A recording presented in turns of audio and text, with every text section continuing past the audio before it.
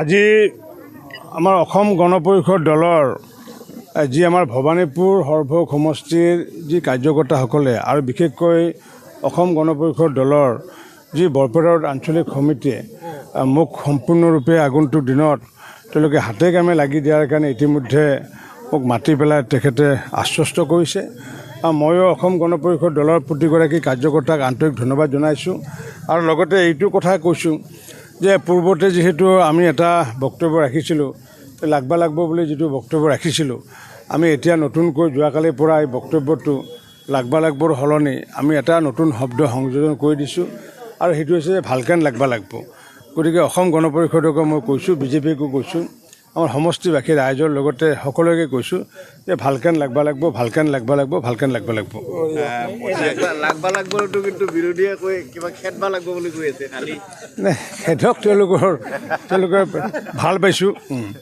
এতিয়া তেওঁলোকে কি ভাবি কৈছে মই নাজানো, কিন্তু শক্তি কাৰ শক্তি ইতিমধ্যে আমাৰ এই অঞ্চলৰ ৰাইজে জানে যে জান নেকি এটা মিউনিচিপালিটি, 3খন মিউনিচিপালিটি, বৰপেটা ৰোড মিউনিচিপালিটি, য'ত নেকি আমাৰ সৰভোগ মিউনিচিপালিটি আৰু য'ত নেকি হাউলি মিউনিচিপালিটি, য'ত নেকি এজনো ৱাৰ্ড কমিশ্যনাৰ নাই, য'ত নেকি সৰভোগ অঞ্চলৰ 6টা পঞ্চায়তৰ ভিতৰত 59টাই আমাৰ সদস্য, অকল একমাত্ৰ এজনহে বিৰোধীৰ সদস্য গাঁও পঞ্চায়তৰ সদস্য, য'ত নেকি আমাৰ ভৱানীপুৰ সৰুপেটা অঞ্চলত আমাৰ 6টা পঞ্চায়তৰ ভিতৰত সম্পূৰ্ণ পঞ্চায়তৰ মেম্বাৰে আমাৰ, য'ত নেকি CPMৰো কোনো এজন নাই, কোনো এজন জিলা পৰিষদ নাই, কোনো এজন পঞ্চায়ত প্ৰেচিডেণ্ট নাই, কোনো এজন মিউনিচিপালিটিৰ কমিশ্যনাৰ নাই, আৰু তেনেকুৱা দলে নীলাজ কাৰণেহে কৈছে খেদবা লাগব বুলি। লাজ যদি থাকিলেহেঁতেন এই কথাখিনি তেওঁলোকৰ মুখেদি নোলালহেঁতেন। গতিকে নীলাজ মানুহৰ নীলাজ চৰিত্ৰ থাকে আৰু সেই নীলাজ মানুহে নীলাজ দলৰ লগত থাকি এনেকুৱা কথা ক'ব পাৰে। যদি লাজ থাকিলেহেঁতেন তেতিয়াহ'লে খেদবা লাগব শব্দ নক'লেহেঁতেন, তেওঁলোকেও ক'ব পাৰিলেহেঁতেন কাৰ্যকৰ্তাসকলক যে ভালকেন লাগব। আমি কৈ আছোঁ যে ভালকেন লাগব। আমি যিহেতু সহজভাৱে যিহেতু ৰাজনীতি কৰি আছোঁ, গতিকে আমাৰ যিহেতু শক্তি আছে, সামৰ্থ্য আছে, গতিকে আমি তথাপি তাচ্ছিল্য আমি কাকো নকৰোঁ।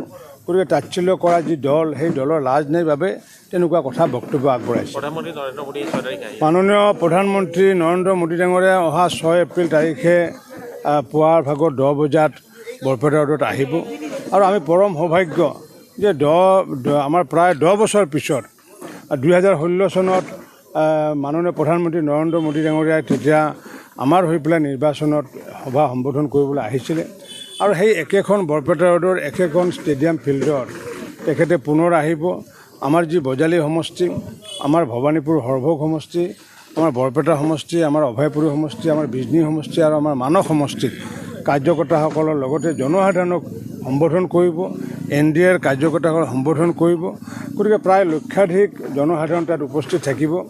মই সমূহ জনসাধাৰণকে উক্ত সভাত মই নিমন্ত্ৰণ জনাইছোঁ আৰু বিশেষকৈ যিসমূহ দাঁতিকাষৰীয়া, বৰপেটা ৰোডৰ দাঁতিকাষৰীয়া, তেওঁলোকক প্ৰতিটো পৰিয়ালৰ পৰা এজন যাতে কৃতজ্ঞতা স্বীকাৰ কৰিবলৈ, যাতে মোদী ডাঙৰীয়াক কৃতজ্ঞতা স্বীকাৰ কৰিব লাগে কৰাৰ কাৰণে যাতে প্ৰতিটো পৰিয়ালৰ এজনকৈ যাতে উপস্থিত থাকে, তাৰ কাৰণে বিনম্ৰতাৰে মই আহ্বান জনাইছোঁ।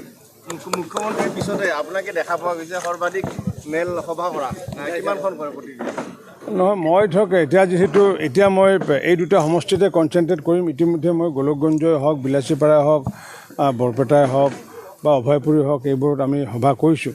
কিন্তু এইকেইদিন যিহেতু বিশেষকৈ মই আজি প্ৰায় মই এইখন লৈ পেলাই মোৰ 7 নম্বৰ সভা আৰু 3খন সভা আছে অসম গণ পৰিষদৰ সমৰ্থনত বজালীত। গতিকে এই 10খন সভা থাকিব। অহা কাইলৈও তেনেকুৱাকৈ প্ৰায় 12খন সভা থাকিব আৰু লগতে বজালী সমষ্টি আৰু লগতে আমাৰ এইটো সমষ্টি, তাৰ মাজত আকৌ মাননীয় প্ৰধানমন্ত্ৰী নৰেন্দ্ৰ মোদী ডাঙৰীয়াৰ যি কাৰ্যসূচী, সেই কাৰ্যসূচীৰ মূল দায়িত্ব মোৰ ওপৰতে পৰিছে। গতিকে সকলো কামখিনি কৰি নিব লাগিব। গতিকে আৰু কৰ্ম, ভগৱান শ্ৰীকৃষ্ণ গীতাত কৈছে যে কৰ্ম কৰি যাব লাগে, ফল আশা কৰিব নালাগে, ফল নিজে আহি লাগি ধৰে।